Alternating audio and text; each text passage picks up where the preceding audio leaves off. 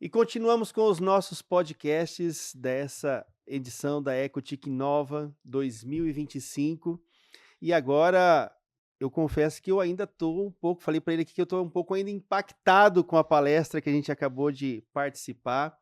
Estou aqui com o Rafael Lassanci, da Growth Team. Rafael, seja bem-vindo. Cara, estou assim ainda encantado com o que a gente viu no palco nesse momento. Bom, eu que agradeço, Leandro. Agradeço o pessoal do Sebrae, né? Eu sou parceiro de longa data, já mentor do Sebrae há muitos anos. Todo o pessoal da organização do Ecotic Nova esse ano. Então, para mim é um prazer. Eu estou aqui fazendo o que eu gosto de fazer, que é compartilhar o que eu já faço a vida inteira, já há muitos anos nas minhas empresas e com os meus clientes. Então, eu estou em casa aqui. Vamos lá. Você sabe que a gente tem existe uma massa, a gente não, existe uma máxima que é assim, promete pouco para entregar muito, né. Cara, não, você foi totalmente o oposto, você chegou lá, prometeu e entregou, porque você falou: "Ó, vocês não vão ter uma palestra, vocês vão ter uma aula", e foi exatamente uma aula sobre growth, Uhum. e eu já começo perguntando para você, né, growth marketing, o que que é growth marketing e o que que é essencial para a gente mergulhar Uhum. no growth marketing?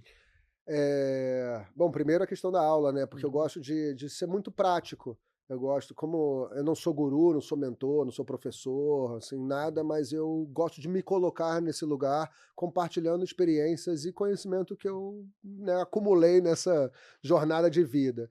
Então eu gosto de ter um viés muito prático, né, de transformar algo que talvez possa parecer complicado em acessível e que as pessoas possam sair daqui colocando em prática. Então isso é algo que acho Sim. que é importante para mim, para poder construir essa percepção de valor aí de quem está sentado do outro lado. Uhum.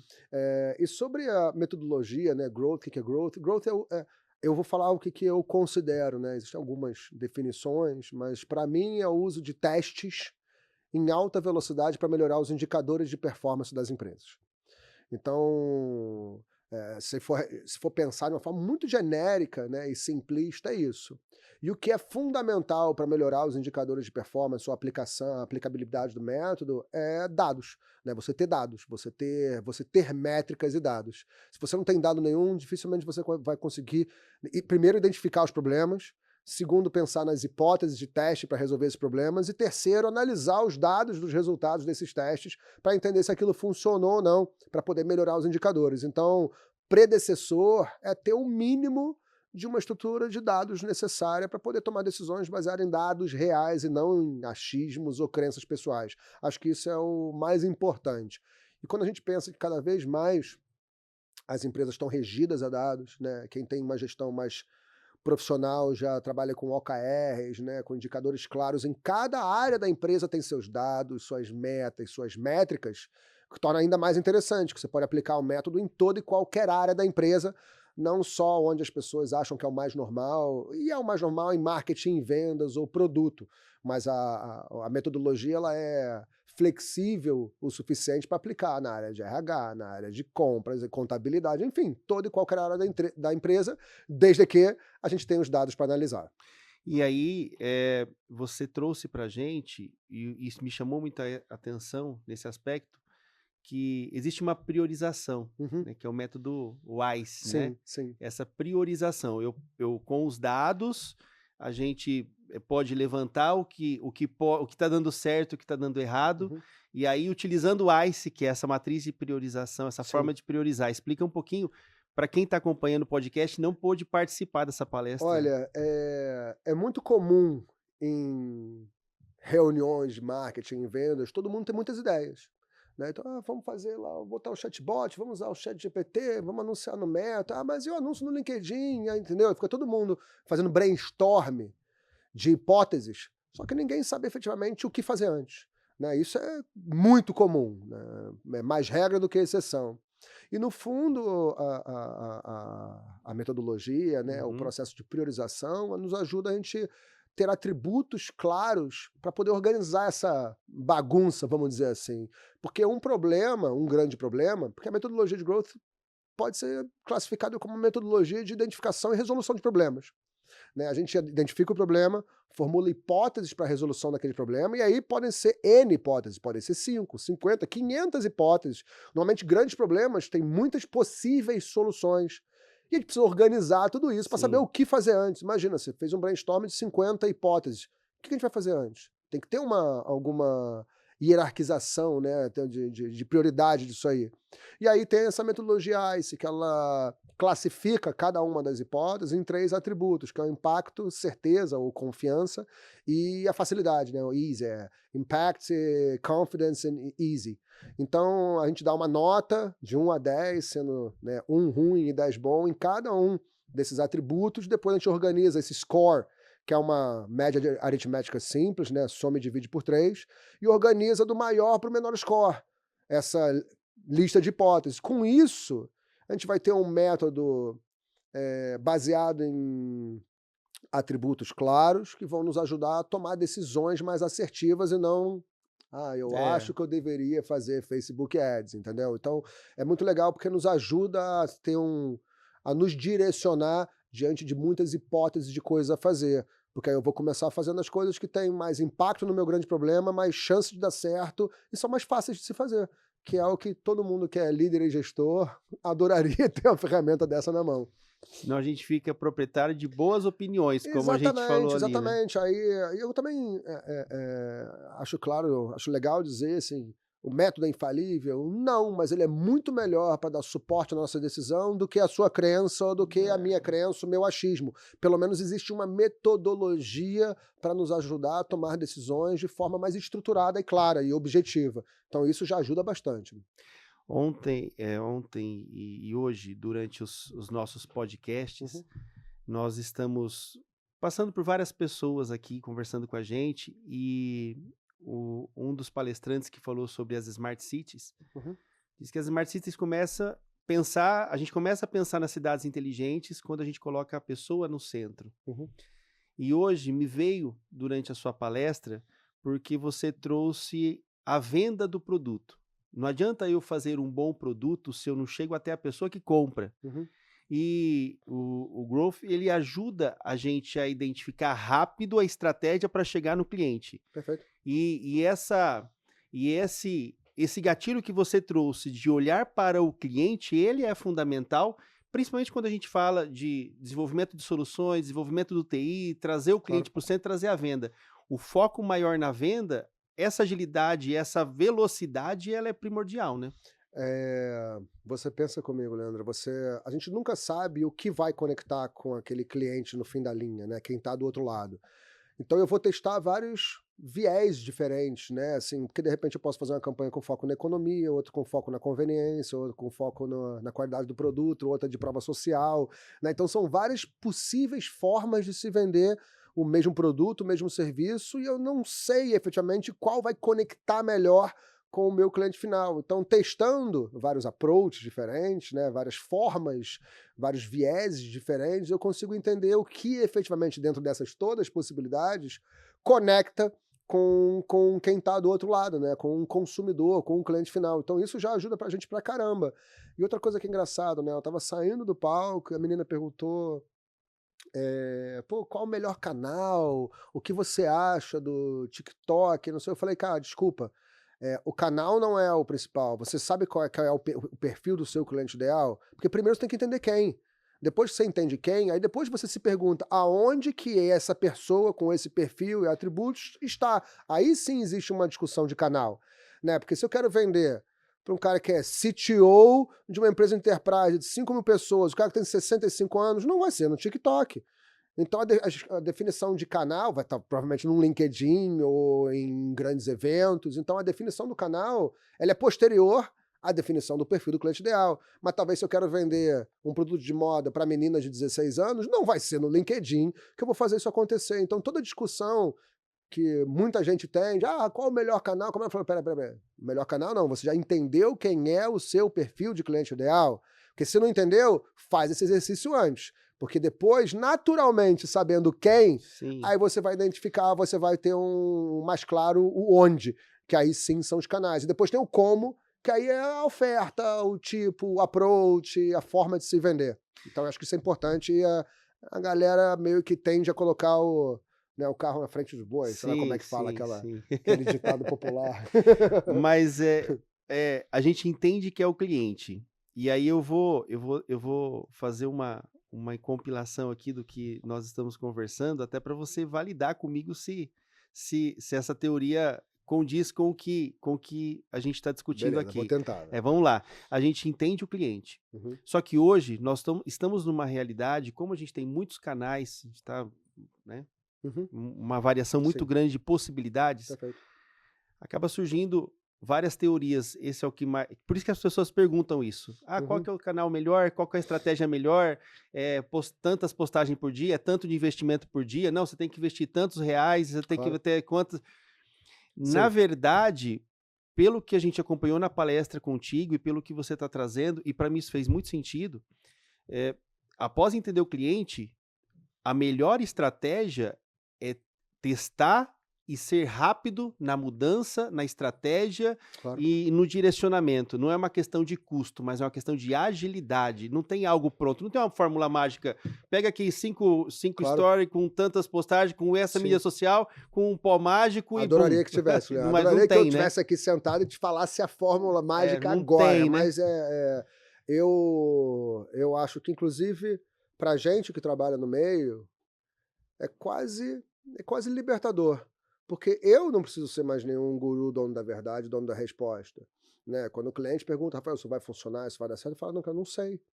Entendeu? Por mais que eu tenha, óbvio que existe uma sensibilidade, a gente trabalha com isso por, né, 26, trabalho com isso há 26 anos, trabalho com growth há mais de 10 anos, a gente faz, pô, passou dos 100.000 testes feitos, então isso nos dá algumas, não vou falar certezas, mas algumas tendências, né, do que pode funcionar, o que não pode funcionar. Mas mesmo assim, cara, empresas são organismos, né, contextos mudam completamente. Não é porque funcionou com uma que eu posso dar Ctrl+C, Ctrl+V que vai funcionar. Sim. Eu nunca afirmo vai funcionar. Eu posso falar, a gente já fez isso e funcionou.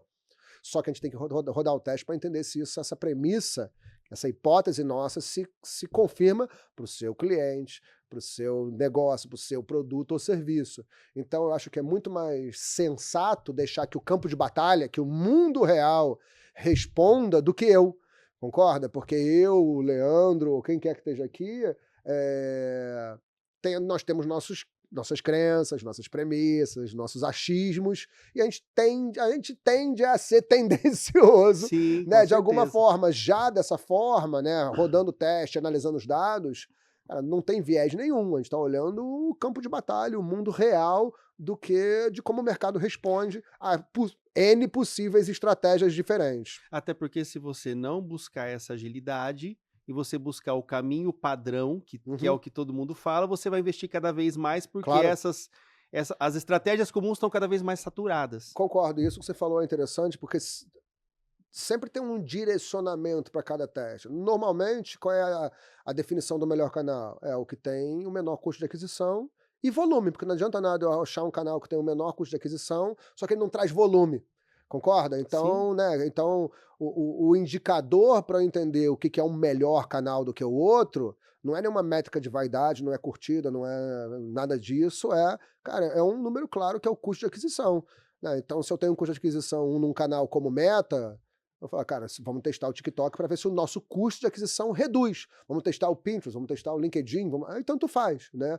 Então tem sempre um indicador claro que eu quero chegar, uma meta clara, seja de volume ou principalmente de custo, porque eu quero que encontrar canais mais eficientes em termos de sim. custo, porque é o que você falou.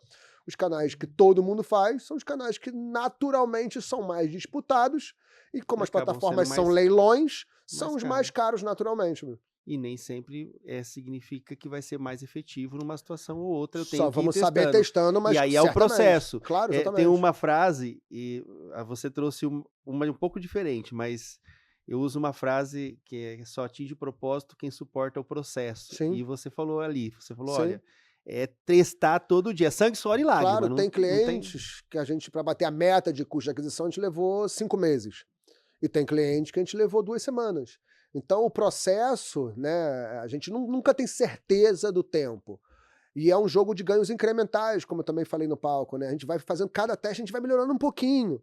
Não é que eu resolvi o problema com um teste. Na maioria das vezes, é um ganho incremental. Só que como eu estou fazendo muitos testes, ganhando de pouquinho, pouquinho, pouquinho, pouquinho, pouquinho, pouquinho, aí eu tenho uma curva exponencial.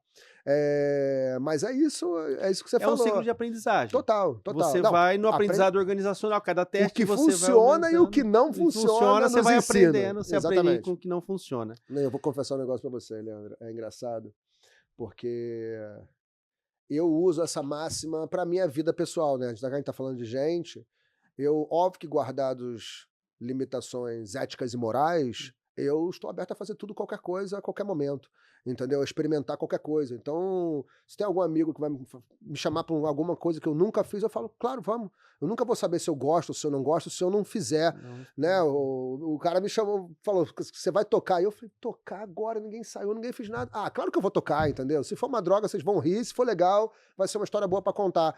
Então, acho que ter essa também...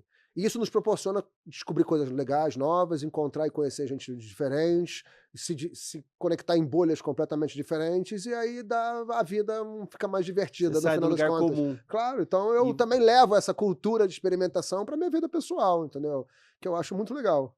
é isso que abre as portas, as Claro. possibilidades, é o que te trouxe até Sim, aqui, sim, é o que te faz CEO da Growth Team, é o que te faz concordo. esse gestor que você é em todas as frentes que você atua. Fala um pouquinho pra gente da Growth Team, o que a Growth Team faz, quais são os propósitos, os projetos que ela Sim. atua, porque não é apenas marketing. O Growth Team é a primeira agência a trazer essa cultura de experimentação para o mundo das agências, né? Assim, a gente é uma agência, que hoje em dia falam de assessoria, de não sei o quê, né? Tem um bando de nome diferente, mas não, todo mundo é agência no final. Então, a gente trouxe essa metodologia de experimentação para o mundo de performance, onde a gente estrutura e otimiza jornadas, funis de venda, né? Então a gente tem uma visão um pouco mais profunda normalmente do que as agências que fazem só campanha. Não, a gente vai lá até o CRM, até a conversão final, identificando as etapas de toda essa jornada, entendendo o que está funcionando, o que não está funcionando, o que não está funcionando faz hipótese, roda teste para melhorar, enfim. É trazer o método de experimentação para um modelo relativamente tradicional de agência. E isso, a gente foi o pioneiro disso aqui no Brasil há 8 anos atrás, por aí. E o Growth Team ele tem características que são um pouco peculiares, porque eu acho que serviços de alta especialização como o nosso, que não é fácil de fazer, precisam de gente muito boa. E gente muito boa é cara e escassa. Então, eu acho que esse tipo de negócio ele é inimigo da escala. É Uhum. difícil você criar uma agência grande, com escala e muitos clientes, e tendo só especialista e gente muito boa dentro de casa. É raro disso acontecer. E aí, na maioria das vezes, as agências trabalham naquele modelo de Pareto. Tem 20% sênior e 80% de gente mais barata, analista, gente júnior, estagiário, coisa desse tipo. A minha agência não. Ela é uma agência relativamente anti-escala. A gente só opera 20 clientes.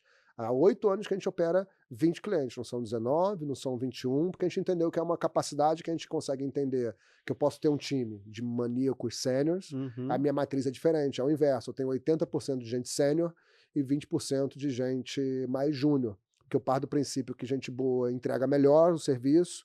Quando você entrega melhor o serviço, o teu cliente feliz compra mais, contrata mais serviços, e o cliente feliz paga por mais tempo e ainda indica para outros clientes.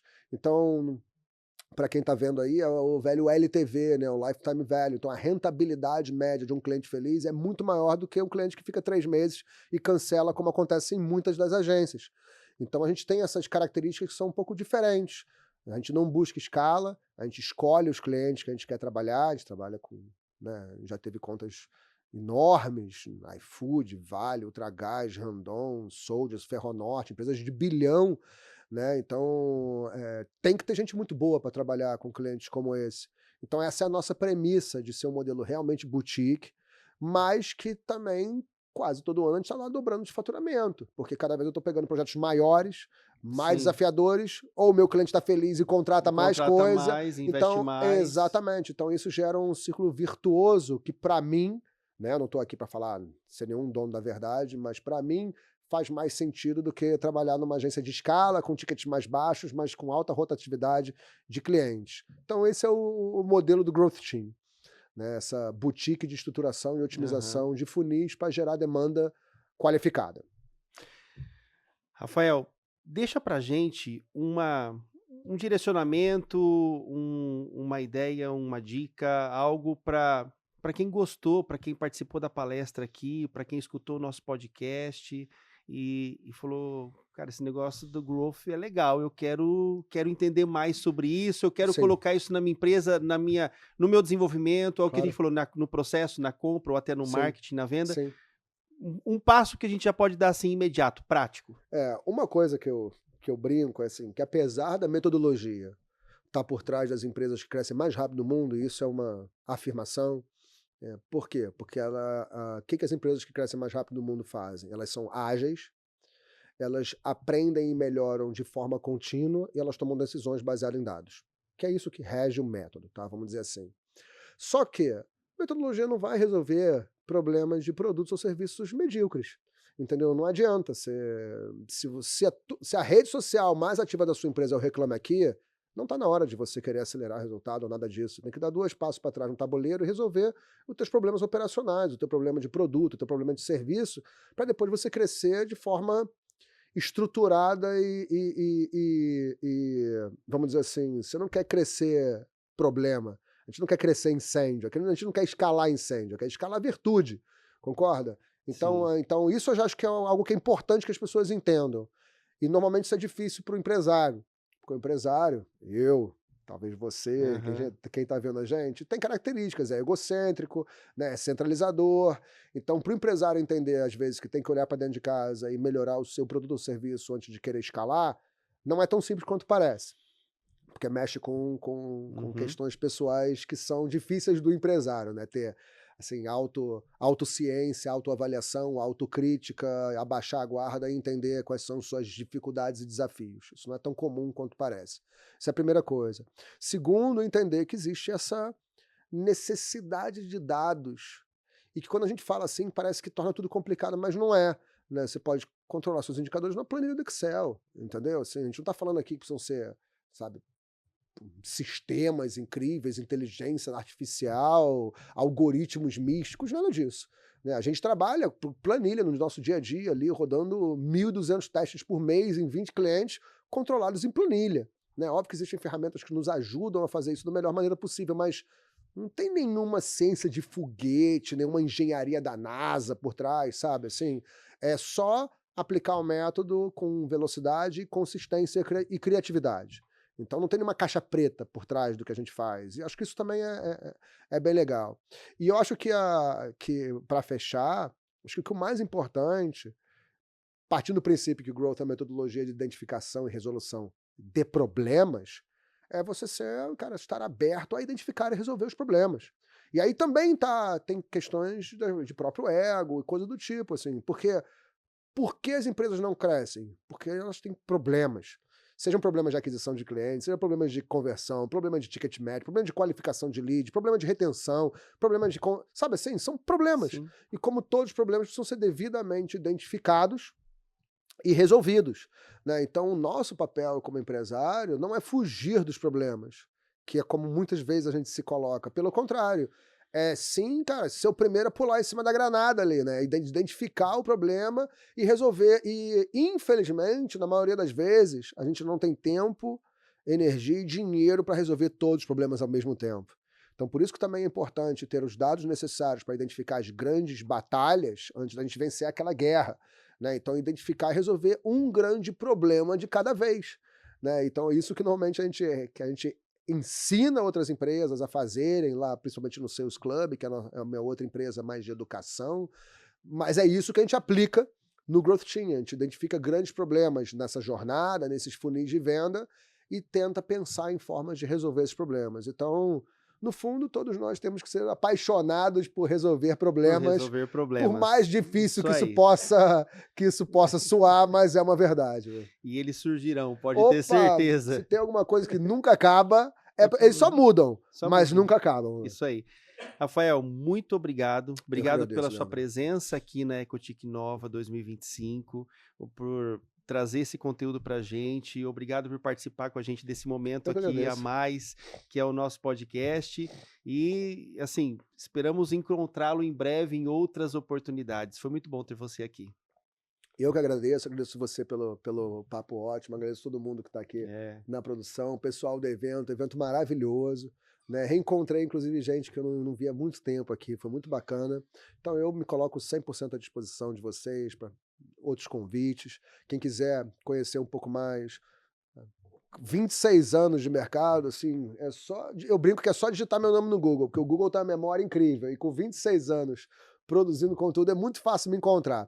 Mas, brincadeiras à parte, normalmente minhas redes são R. Lassance, né, de Rafael Lassance, e aí eu estou em tudo que é lugar. Então, pode se conectar comigo, pode mandar pergunta, pode dizer o que acha, e eu publico muito conteúdo legal também nas redes, então vai ser um prazer, né, acompanhar vocês, chegarem junto para me acompanhar e eu ver que vocês estão aplicando o método para poder resolver os seus problemas também. Bacana. É isso aí, pessoal. Gestão, inovação, agilidade em prol do resultado. Essa é a EcoTIC Nova 2025.